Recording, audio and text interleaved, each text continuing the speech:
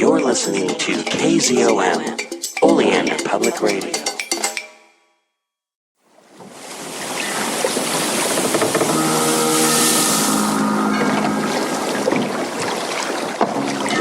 Welcome to Innsmouth, stranger. Hi, I'm Rob Whiten from the Innsmouth Book Club. Join me and my fellow guide John Chadwick as we take you on a fortnightly tour of Innsmouth. We visit places such as the Picture House, the Library and Innsmouth Museum to discuss all aspects of weird fiction, whether it be book, film, music, TV or art. As well as that, we stop over at the Gilman House to have a chat with a resident guest.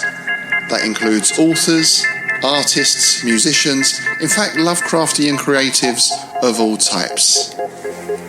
You can find our free shows on Patreon, and there you can also sign up as a patron, which brings you bonus content, plus a monthly PDF copy of Innsmouth News, which features articles, author spotlights, all the latest news and reviews, and more. You can find us at patreon.com/InnsmouthBC. We hope to see you soon, because remember, Innsmouth isn't just a place, it's a state of mind.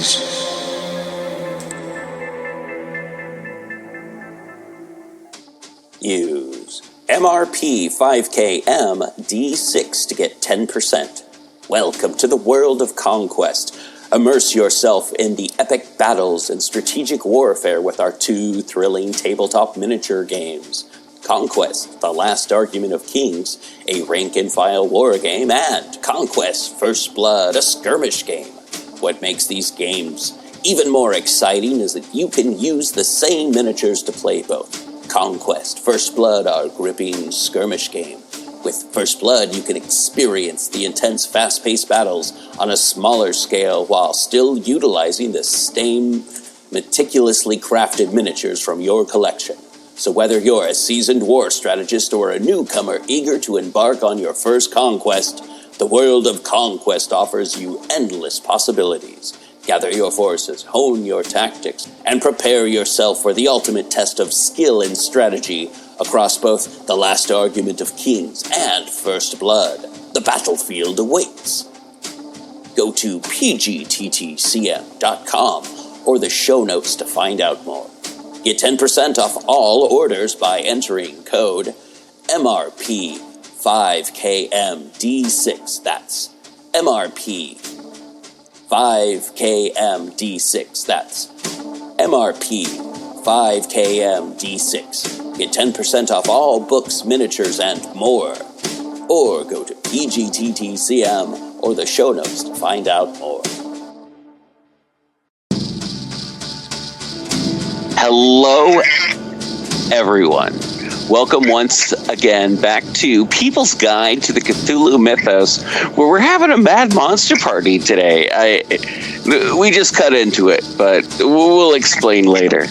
How's the gang doing? I, of course, am DB Spitzer. To my virtual right is Gretchen Brooks. And, of course, David Heath, who's a glowing ball of light. Yes, I am. And I am well. Good. For those of you that didn't get the in joke, for some reason, it's filming me, and I pointed up to my light, so that's what you see.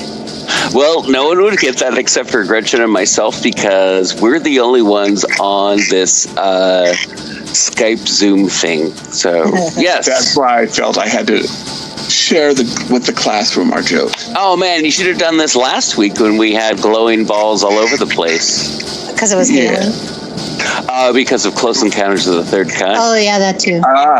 Yes. More glowing balls than Russian soldiers leaving Ukraine. Chernobyl. Yes, we're really excited about what we're talking about today. Yes. No, we're talking about what some people have described as the Mad Arab, which we're just going to say that once, and I think we're done with that phrase. And then we're going to be talking about a Mad Monster Party. I feel like Mad Monster Party, I know it's Dave's pick, but I feel like deep down inside, Gretchen didn't know it, but it's her pick too. Oh, you'd be wrong. I have feelings and thoughts and stuff. Oh, is this like how I thought you were going to like love Gremlins 2 and you're like, nope. Yep. Okay, awesome. I'm like, there's a lady type with a red wig in this. You'll love it. And you're like, nah. There's a red-haired puppet in this. Yeah, I'm sure you'd love it. Yeah. I have feelings. Good. Well, I don't love the fact that you have feelings, but I'm interested in hearing those feelings. All right. Okay. Abdul Alhazred or Zarad. I don't. Yes. How do you pronounce that, you guys, as Lovecraft scholars?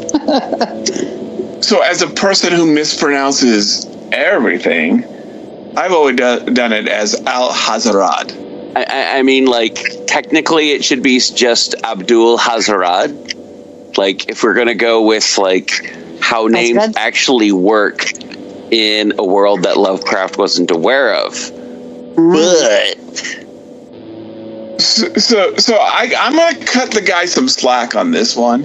He came up with that name when he was 5 years old. So someone else came up with it for him when he was 5 years old. But so we'll discuss that. I'd always heard the story, and it could be incorrect, that he came to the other person and said, "Hey, this is going to be my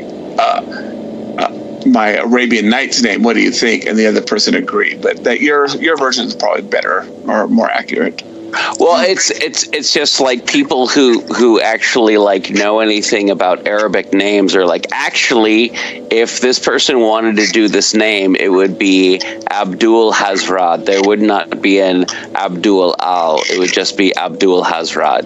Yeah, because I think that Al is like a denotation name. And the word Abdul means slave. So great. Yes, it's not a common first name in Arabic. It is. No. They kind of. Yes. So it would not. It's not. Despite what we hear in Western TV and movies, it's not a common Arabic first name. But let's talk about what the mythical man did. The mythical man went to in this mythology, this mythical man went to various places and recorded the sounds of demons and found stuff and talked to people and kind of like a travelogue to the Cthulhu mythos is what he collected and put it into something called Al-Azif. Al-Azif, yes. Which was later translated into something we all know as the Necronomicon. Yeah, now Al-Azif is an actual Arabic term, excuse me. Yes. It's the sound that insects make when the sun sets. Yes. And the Ooh, I like that. Yeah, and so this one's got some gravitas to it, and the Bedouins and the different Arabs traveling thought that they were demons, or thought that this sound reminded them of demons. Yeah, and so that's where Al-Azif comes from the term "sound of demons." Yeah, which then becomes in this mythology, it gets translated into Greek and becomes the Necronomicon. So that was my first introduction to this character. When I was probably, 12, 13, walking into a B. Dalton Books, there's that sexy black cover that says Necronomicon across the front, and then it has like a symbol on it. That was my first foray into like Lovecraft in general. Like I even though that's like adjacent, that was my introduction right there. Brother Simon. Yep. But Gretchen, didn't you see the Ghostbusters episode before this? Yeah, but I didn't care. Like, okay. You know what I mean? Like, I didn't really have any concept of what they were talking about other than like the Call of Cthulhu, and I was like, okay. I mean, and I'd seen the name Lovecraft and things like that, but like really 12, 13 is like when I first really like, I was like, the pieces fall into place. Okay. Well, I mean, and I kind of walked away from it like after that, and I came back to it, and as an adult, same. Just wasn't really like Lovecraft's work didn't speak to me as a young person as much. Like that, it doesn't really speak to me either at this point. I just enjoy certain eras of Lovecraft's work versus his others. I'm here for Sathagwa and the ghouls. I mean, that's me. That's the stuff I've always loved about. I'm kind of taking it story by story, to be honest. Like I'll be like, I like this story. I love like Eric Zahn. That's one of my favorites. Oh, cool. That's a good one. That's like hands down my favorite story. Having someone who is familiar with the Cthulhu mythos, but not like the intricacies, and then finding out what they like is so amazing. And I love the fact that like Eric Zahn's like, oh, this is my thing, and it's like, oh, that's cool. That's not mine. Mine's another one, but we'll be talking about that later this season, of course. But let's get back to Abdul Alhazred. So, Dave, he wrote the book that we all know and love. Yes. What else do we know about him? Well, we know in the real world, he's the first Lovecraft character or item or concept that is used in another person's story. Oh, interesting. Speak on. That is Frank Belknap Long mentions him in The Weir Snake, which was in 1925. So he's the first Lovecraft. You know, Lovecraft is going to be famous for sharing his ideas and having other people use them. Yeah, he's the first one. I'm always surprised that Frank isn't more of a member of the Lovecraft circle. Frank wrote some really cool stuff, but it's just that in later years, his stuff wasn't as like flashy and like sought out. But oh man, Belknap Long just like wrote some really good stuff, like Hounds of Tindalos. Like, we wouldn't have those without Frank. Absolutely. Let me be frank about Frank. I love Frank Belknap Long, and I love the stuff that he does. But unfortunately, it's few and far between. But it's also like Chaosium's like little bits and pieces that Frank wrote is like, oh, we got to use it.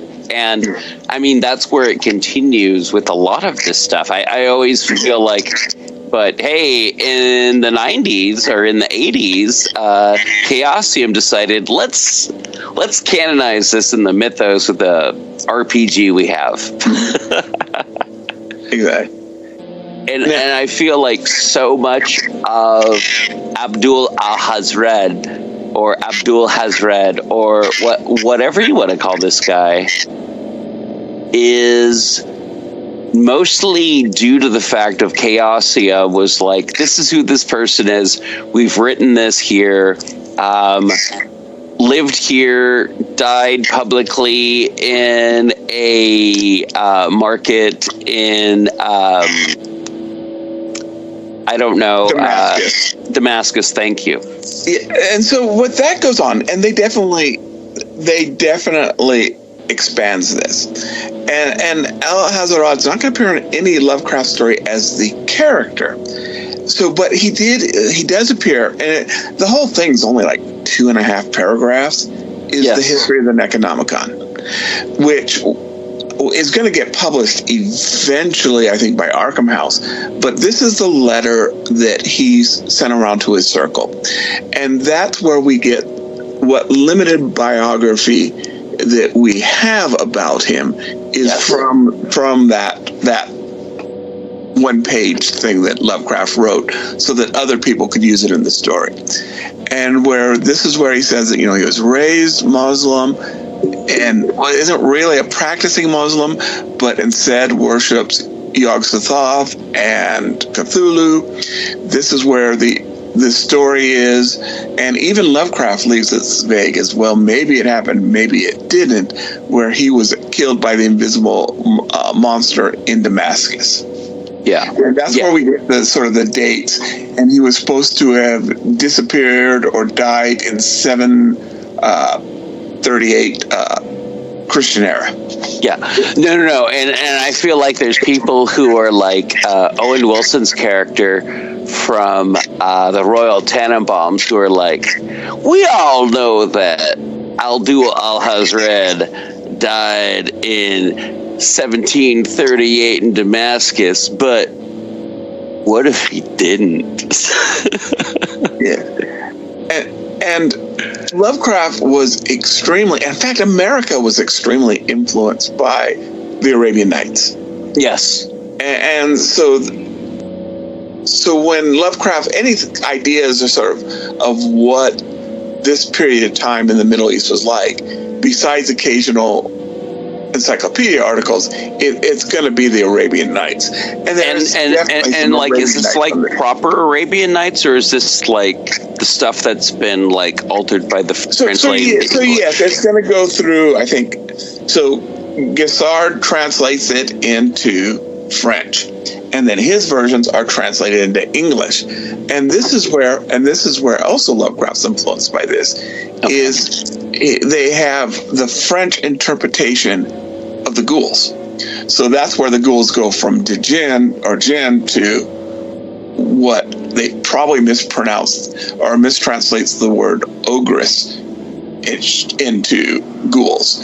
So that's the other way that, besides sort of this writing style, is ghouls and just this idea of this wandering desert person as a protagonist, if not hero. I want to say Clark Ashton Smith read what H.P. Lovecraft read, but in French, and was like, "Oh, that's cool, kid, grandpa, whatever you want to call yourself to me." But I read that in French, and Lovecraft is always kind of like, "Oh, he read that in French." Ooh. I always kind of feel like maybe Lovecraft had kind of like a with Clark Ashton Smith, because Clark Ashton Smith was good at math and could do stuff. And Lovecraft fanboys over Smith at the beginning. He just goes on. That's how they are introduced with Lovecraft writes him this letter saying, "You're such a better poet than I am." And it may be a case of never meet your heroes, and after a while he might have, as he started thinking, I don't know. There was an affection among the two, but there was an affection between Lovecraft and Howard, and he would write all sorts of sarcastic stuff about Robert E. Howard. So no. It's like if you read the letters between Lovecraft and his correspondents, it's like, never meet your heroes, but also never read what they say to each other or write about each other or all right, we need to get moving on. We haven't talked nearly enough about this Clark Ashton Smith this H.P. Lovecraft character, Abdul Alhazred. So I've always had this theory. Oh, I'm sorry. No, I was just going to say, it's just that he's, again, is another, like, a character that has very little other than a back reference and then other writers expanded on. Yep. That's the stuff that makes me bonkers, by the way. Yeah? I don't know, because I feel like it's like, how can we define this as a Lovecraft character when it's basically just like a footnote of a supposed history, and it's not even like that's like a theoretical history that Lovecraft created. I don't know. Yeah, and you're right. Lovecraft doesn't use this as a character. This is a plot point that is embodied of a human being. You're absolutely right. It's not a character. It's a plot point, and it's to introduce the Necronomicon. It's basically a point to introduce the Necronomicon. But I feel like this kind of character exists in a lot of other, like, real-world mythologies, like, kind of like... Oh, the hermit. The hermit, the bringer of like, dark fire kind of stuff like that. Like,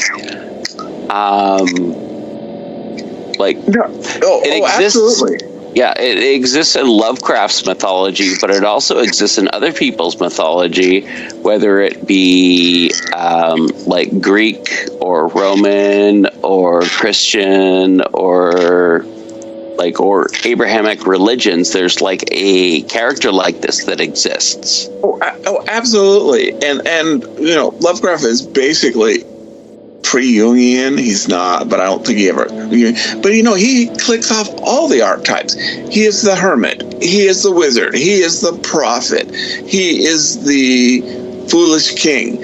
Is he like the Moses of Judeo-Christianism, or like how would Abdul Alhazred like fit into like what we know as like Abrahamic tradition?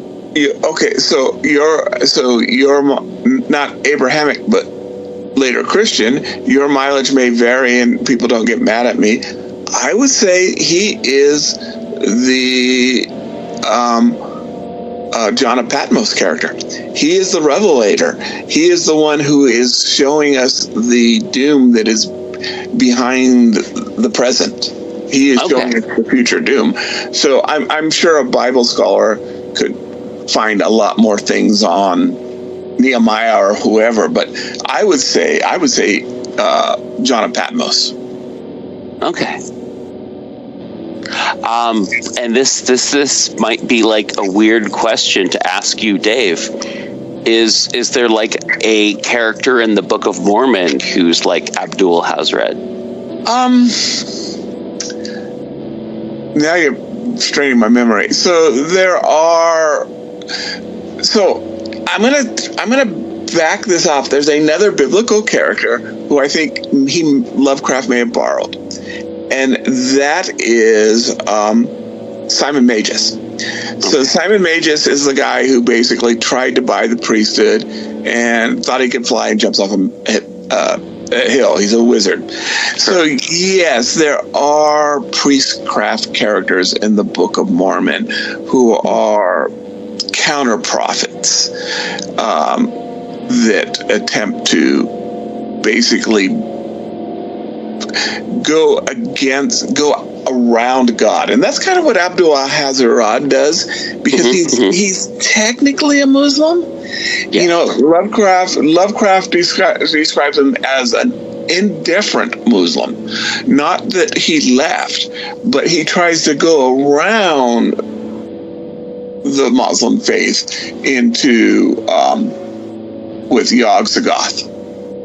Okay. So I would say absolutely, if you sat down, you could find every, especially Judeo-Christian,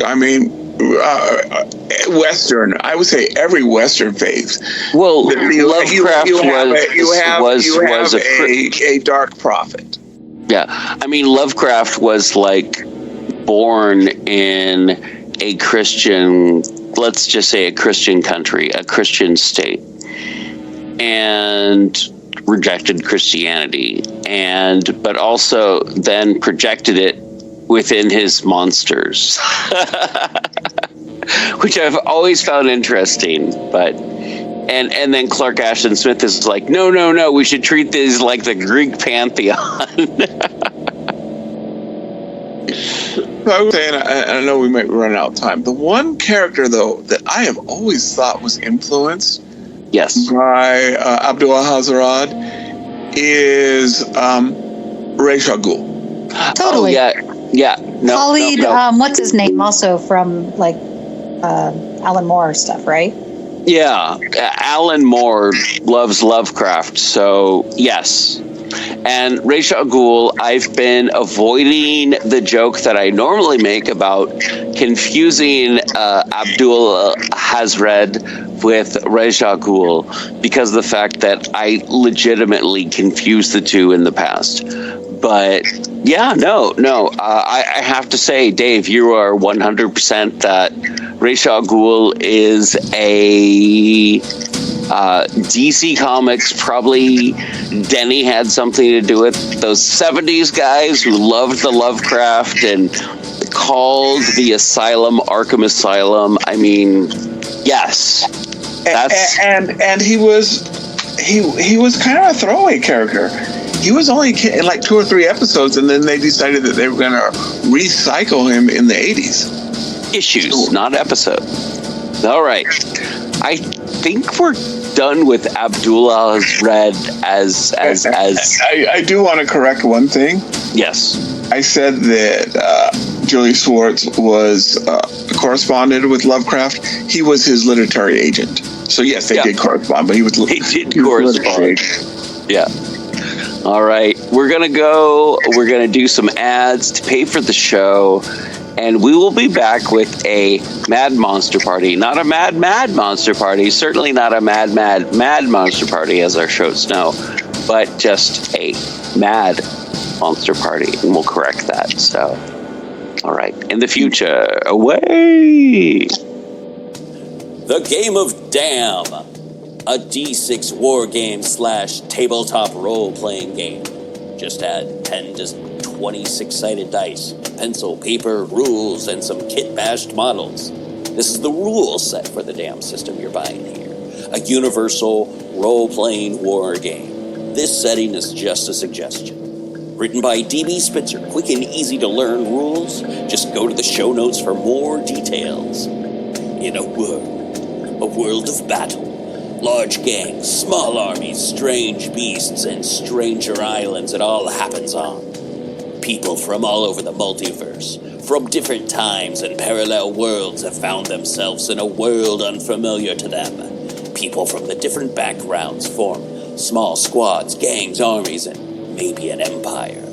Just as no one knows why they are there, they also have no idea what is the source of all the beasts found all over the island. In the skies and in the waters. Just as strange small villages, roads, farms, and more litter these small island nations.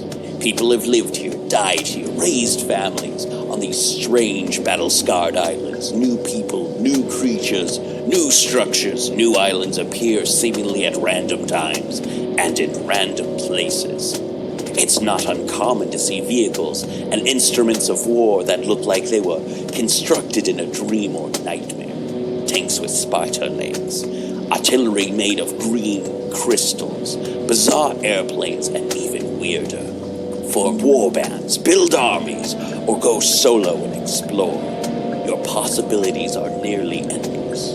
Go to the show notes for more info. Facebook, Instagram, YouTube, and all the other places where podcast stuff exists. All right, back to the show. In Legacy Door, a lurker from space casts a shadow over time. We opened our eyes upon the human world. We found ourselves lying on an especially yielding bed in a room displaying scattered relics of their shallow past, tied together by more recently produced items meant to blend with the relics. Typical. A sensitive journalist dreams of unknown lives. It seems like every time I close my eyes, they get stronger. I can't even say the last time I had a normal sleep, let alone a dreamless one. An outspoken lawyer defends the suspect in an unspeakable crime. And that client was Jonathan Strauss, held for the murder of his daughter Abigail and her companion Harrison Reese. And a stalwart investigator tries to drag it all into the light. Some of the Reeses and the Strausses have been involved with something that seems to include an obsession with bloodlines and longevity for at least decades. Legacy Door is a weekly cosmic horror mystery podcast. An ensemble of actors tell a story, also available in paperback, Kindle, and audiobook. Available now.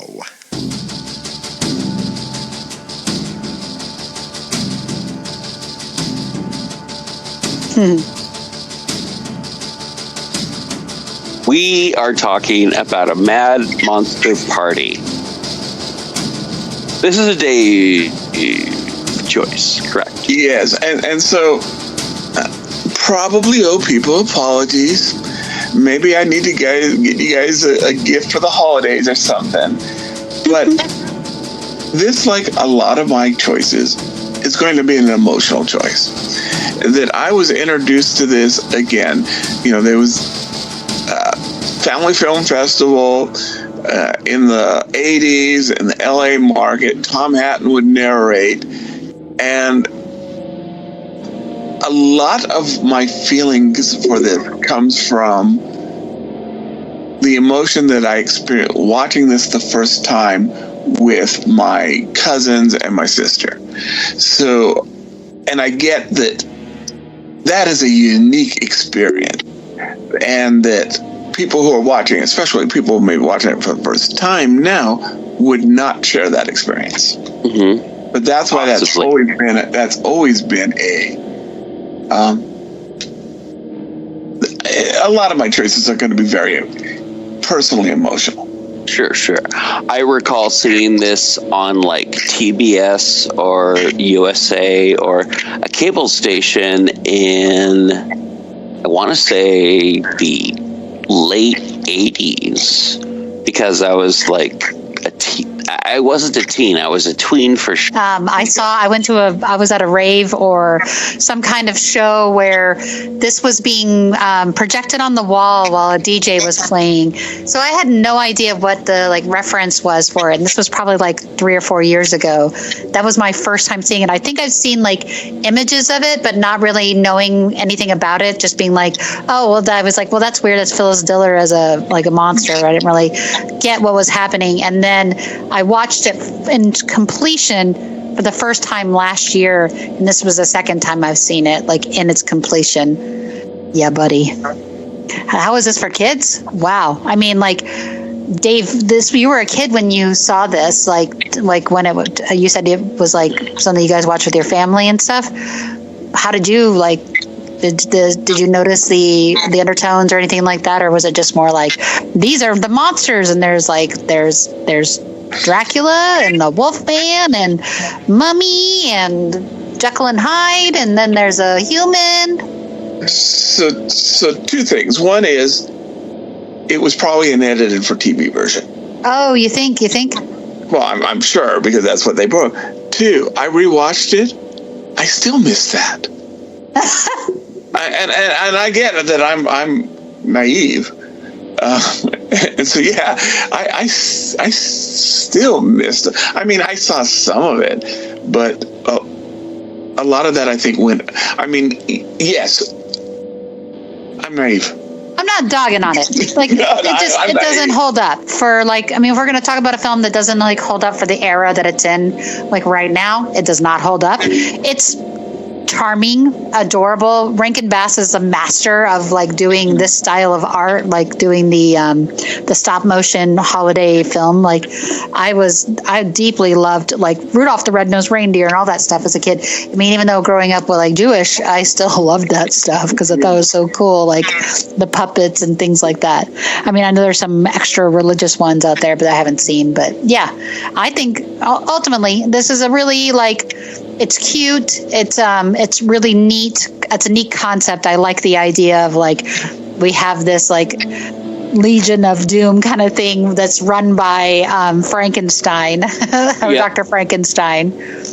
And then he has a human nephew that comes to the island. Yeah. Yes. And that's basically the story. There's not much of a plot at all. No.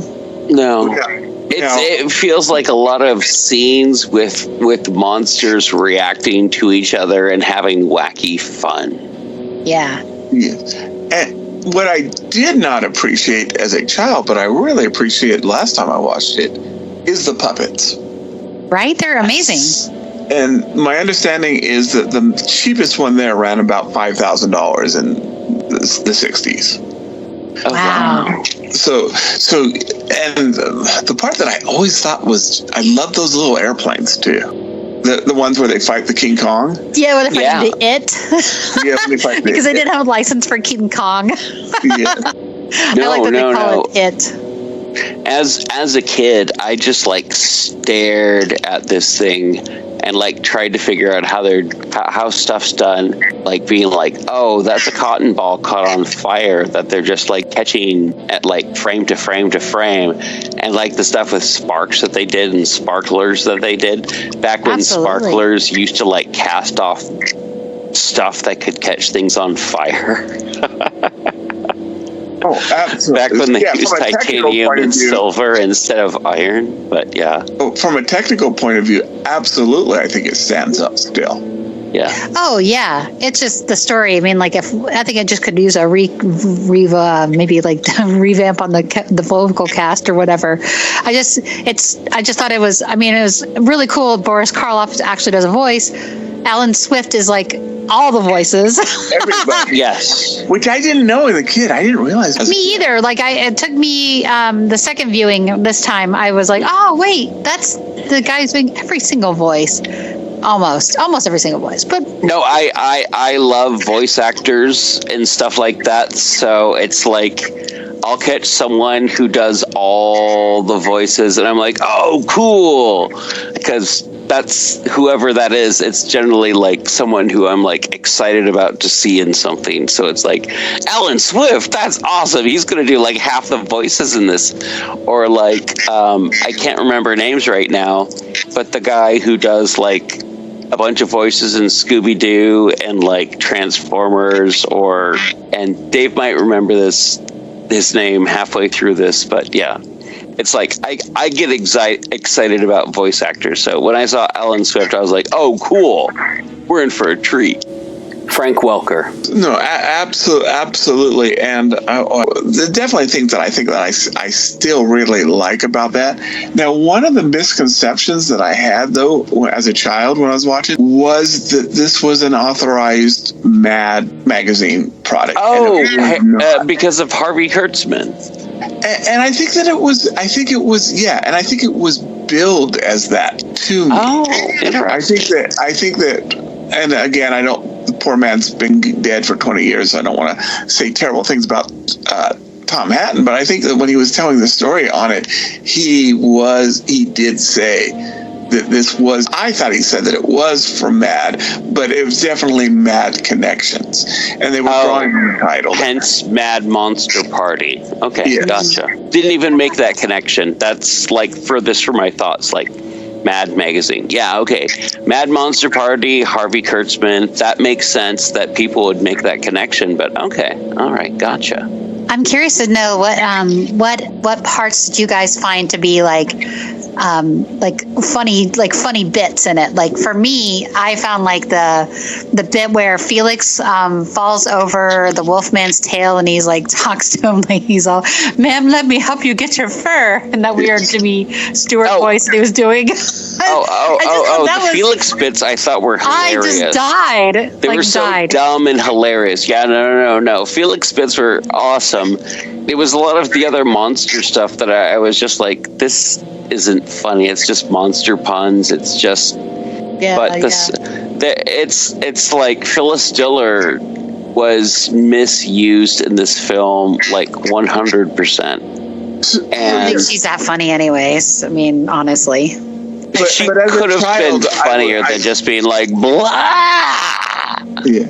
So as a child, though, she was on everything, including like Hollywood Squares, and so that's the part that, as a child, I especially thought was funny because I had all the. I mean, the Fang as her husband, that is her bit. That was her stand-up thing. She just transported it here.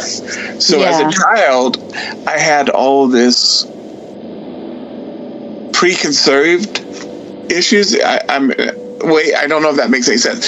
So she does this. I'm not laughing at this. I'm laughing at everything I've seen her do in the last 6 years. Yeah. No. I feel like this is kind of like, okay, excuse the comparison. Citizen Kane. If you don't know the history of publication, it doesn't make sense.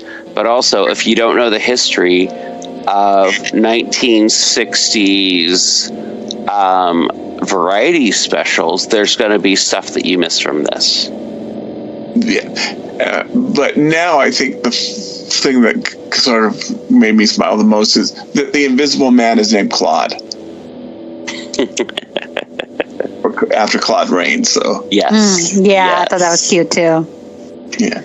That's I kind of like you get a feeling that when they wrote the script, they were very familiar with the Universal monsters, and that's where I also get. Oh yeah. No, because they're also trying They're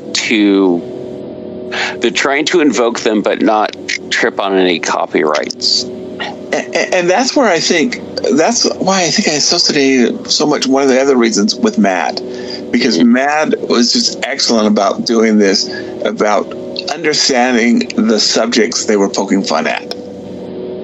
Yes. No. And I feel like this film, this movie, inspired other things, like a vampire with a monocle. Is that from anything else prior to this? I don't think so. I don't know. I can't think of any vampires with monocles. Anyone's who? The Count, maybe from like the Sesame Street. But do you think that was influenced by that? Maybe. I think. I mean, they do look alike. Stop motion, puppetry, not too far apart. There's a lot of stuff that I'm like, oh, Tim Burton was influenced by this. Richard Donner was influenced by this. Steven Spielberg saw this as a kid. There's a lot of stuff in this. A lot of Monster Kids did. I was talking to somebody about this earlier, and they said that, for them, because it's one of those things that a lot of people have nostalgia for, because when you're a monster kid, you gravitate towards anything you can get your hands on. Because I was talking to. If this is a Halloween special, this is something that a lot of monster kids probably saw. Totally. I don't know how I missed it. Honestly, because I was more watching at this point, when my monster kid influences were things I watched a lot of inappropriate for my age horror films. Yeah. No. We all did. Not Dave, but both of us, you and I, Gretchen, we watched stuff that was probably not appropriate for our age due to normal people did. Well, people who grew up with, abuse by neglect is what I like to call it. When your parents are working and you got cable and it's just let's just watch whatever. So you get to see things like Ghoulies or Munchies or Night of the Living Dead or Return of the Living Dead or Conan the Barbarian or whatever when you're way too young because there's no one around and you've got a television. Not everyone who is Gen X's experience, but that was mine. But yes. So here's one though where I noticed, and I haven't seen anyone say it, influence. Yes. Skeleton Band. I loved it. Oh yeah, the Beatles. But it's just like the new Mystery Science 3000, where the Mads have a skeleton band. Oh, geez, yeah. There's stuff like that I'm like, yeah, no. I loved them. I thought that was cool too. And the people do Mystery Science 3000 have seen this. Oh, definitely. I feel like anyone who likes horror, who was born at a certain age, loved this, and then it was part of their origin story. It's oh yes, I saw Monster Party in '67 when I was 10 years old, and now I do this. I saw Monster Party when I was 20, and now I do this. And it's I feel like Monster Party is this is if we're going to go with if we're going to get on a boat from 2024 and write it down as tributaries of what is weird, Monster Party is one of those tributaries. And we have to go further down Monster Party. Where did Monster Party come from? And then we get to Universal and stuff like that. But it's further than just Universal. Agreed. And And it's like, part of me is like being like, oh, wait a minute, is this character in Monster Party based off of this or that or this? And I'm like, oh yeah, no, Hammer films didn't even exist then as we know them. So that's not the case, but yeah. So for what it is, I still like it. I do agree that there are some stuff that... The one scene that I did watch recently and it bothered me was the slapping scene. Right? Yes. And I don't know if I missed that as a child or if that was just taken out of the TV version. Well, why did she suddenly fall over her feet? I hate this. Yeah. Okay, I'm fine. That bothered me a lot, but... Yep. Yeah. And it was for a stupid joke and it wasn't necessary. No. It could have been, and if it was written now, I think it would have been handled like completely different. But it was a reference to like older movies, like with Humphrey Bogart, like slapping Lauren Bacall or like stuff like that. And it was completely unnecessary, but it was also referencing stuff that was still in people's like mindset at that time. And they knew it was a joke when it was aired, even though it was inappropriate, and no one would be like, oh yeah, that's how you handle this. And I'm not going to justify it, but that may have been foreshadowing that she's a robot, because you tap a machine and it works, which makes it actually even worse, I think. Yeah. But that's the thing is but it also was a whole like she responded to his strength too, and so then she fell in love with him after being smacked in the face. Yeah, I hate it. So yeah, and I either missed that as a child, or don't remember, or it was cut out. I'm gonna go with it was cut out. I hope it was cut out. I don't remember that from when I was a kid, but... Or I went into the kitchen and got a snack during that scene. You're like, gross, yuck, they're kissing.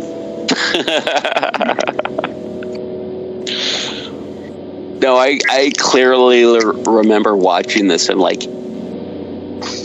86, 87. And like adult men being gross about like a character in this cartoon movie. It'd be like, ugh. I'm just trying to watch animation. I don't doubt you, but that completely caught me off guard. I just never. Well, okay. Yeah. I lived in a bubble. I was raised around Catholics. I'm gonna cut that part out. Okay. But yeah, but I still like the animation. I love the little airplanes and. Oh yeah, I know it's one of the earlier ones of their work, but it's really fun. It's the animation, like you said, is fun. I think it's very charming, and I liked seeing monsters and things like that. I think I liked it better with a DJ playing and no sound. Just saying. Okay. Yeah. No. The visuals for this would be amazing at like a rave or whatnot. But yeah, no. This is a lot of fun. I have to say, as a DJ in the past, I put on the creature from 30,000 Phantoms in the background, and that was fun. But I've also put on like weird stuff. Like, are you familiar with Stella? With like Michael Ian Black, Michael Showalter, and David Wayne doing weird stuff in suits. Oh, I was thinking of like the 60s movie Stella. Okay. No, not A Streetcar Named Desire. But it's like three guys in suits, like doing things like going turkey hunting and then shooting their like guide or. I really can't talk about a lot of the stuff they do on this because it's kind of gross. I want to say I missed that one. Yeah, same. Look up Stella comedy or don't. But And if anyone's like, I don't know what you're talking about, that doesn't sound humorous. If you've seen Wet Hot American Summer, it's the same type of comedy as that. But yeah. Okay. Anyhow, Mad Monster Party. What's our final thought of this stop-motion animated musical comedy produced by Rankin Bass and Bassity Pictures, brah? I'm sorry, I will never talk again like that. Charming. It's charming. Has its moments. It's fun. It has its moments, but yeah, it has its moments, and if you have memories, it's maybe not. Yes, it has its moments, and it has a lot of touchy-feelies for me because of who I saw it with and when I saw it, where I saw it with, that I get the audience isn't going to have. I love the fact that Boris Karloff is in this. Love the fact that the monsters are different than what we're used to. But I also feel like the monsters influence monsters we see later. So, yeah, no, love this. This is a huge influence for a lot of monster kids who grew up to be monster makers, in my opinion. Great stop-action airplane. Correct. So, I think that we've kind of run this one to the ground. Meow. Just like that airplane. Yeah, no. We are done with Mad Monster Party. Did anyone accidentally watch Mad Monster Party? Nope. So I did actually watch it because there was some confusion there. And that's a 2D. That's basically, 1970s Saturday morning cartoon. Drag it out for an hour. And it's 2D. It's 2D animation. So is it roughly the same thing, or is it different? So it's kind of like a prequel. It's the Doctor is making the bride for Frankenstein, and they're having the wedding, and so there's like this kind of bellhop at the bellhop at the hotel they're having the party at, or the wedding at, who's kind of Jerry Lewis meets the flanking character from here, and a mailman who delivers mail to the monsters. And he goes a little crazy to get away from the monsters. He starts working at the hotel, and that's where they have it. But it's basically a 1970s Saturday morning cartoon dragged out for an hour. Gotcha. Is this prior or a reaction to the Monster Mash? So it comes out in this 2 or 3 years later. Okay. All right. That was something else I was curious about. And but it's a prequel in that it's almost like a different universe, but it's when the monster gets married.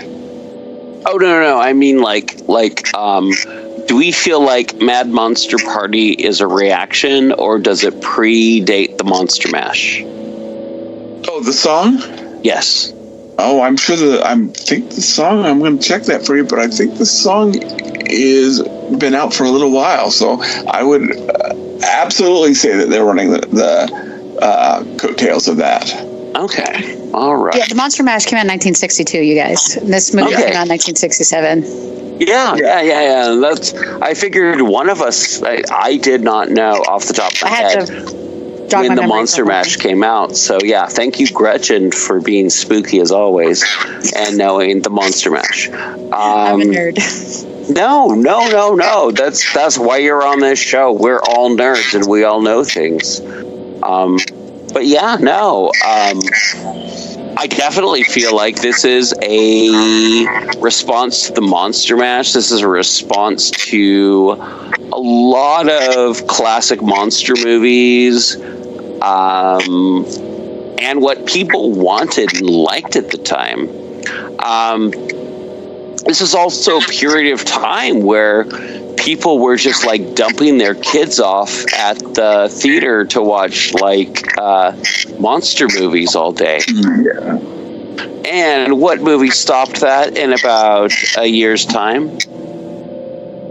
That Roger Ebert described as seeing children in horror, clutching each other, not having safety, not having adults, fearing what was around them, and crying and defecating themselves.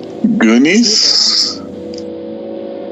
Oh, that would be Night of the Living Dead. People were dropping their kids off at Night of the Living Dead, thinking they were going to be seeing some classic monster movie from the 30s or 40s. But yeah, that didn't happen. Anyhow, Monster Party. Fun film. Fit for the whole family, unlike a lot of stuff that we talk about. So, yes. End of the day, Monster Party. Good or bad? Tepid thumb up. Okay. Gretchen, how do you feel about Monster Party at the end of the day? Oh, it's fine. It's fine. Yeah. It's a fun watch. If you were going to give it 1 out of 10, what would you say? About a 6. I'd give it about like a 6 for what it is, but like an 8 for what it did for inspiration for other people. But then I think about the inspiration and then I bring it back to a 6. So yeah, I'm about to a 6. Let's head out to that dark, brilliant night, and we'll say goodbye to everyone. And up next episode is we've got Both, and we're talking about 2004's The Substance. I think this is a 2024. I was saying, what did I say? It's just out. Yeah. 2004. It's 2024 is The Substance, and I'm so hyped to talk about that. So I'll see you guys next week. I'm excited to see it. We'll catch you all later. Me too. All right, everyone, have a good night. We've dragged this on too long. Smell you later, as we say in the future. And this has been a good pumpkin episode. pie. Thank you so much. Bye, guys. Bye. Anycuba Cobra S combo. Compared to the mainstream 3D printer on the market, Anycubic S1 is faster. The speed has improved 12 times.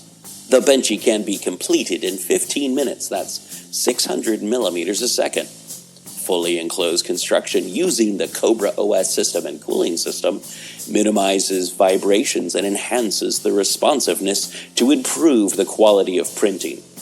Anycubic Cobra S features a full metal hot end capable of reaching a peak temperature of 320 degrees. Quiet mode is as low as 44 decibels while printing. 44 decibels, that's as loud as the library or bird calls or a forced air furnace. Equipped with built-in camera to view the printing process. Finally, use my link to save $120. Get the combo and be able to print in 4 to 8 colors.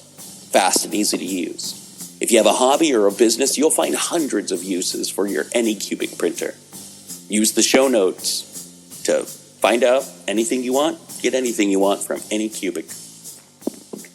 Thank you, and back to the show.